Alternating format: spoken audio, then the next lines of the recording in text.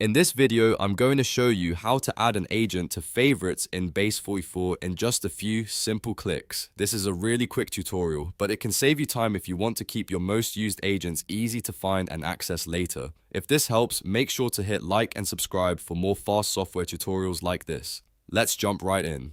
First, once you're inside Base44, look at the left navigation bar and click Agents at the top. This opens the Agents area where you can manage and browse all available agents in your workspace.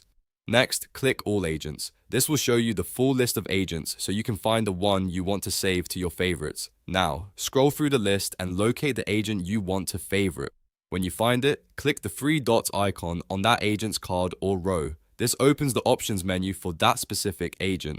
From the menu, click Add to Favorites. As soon as you select it, that agent will be saved to your favorites so you can access it more easily next time. And that's it. You've now added an agent to favorites in Base44. If this video helped, don't forget to like the video, subscribe to the channel, and turn on notifications for more step-by-step tutorials just like this one. Thanks for watching, and I'll see you in the next video.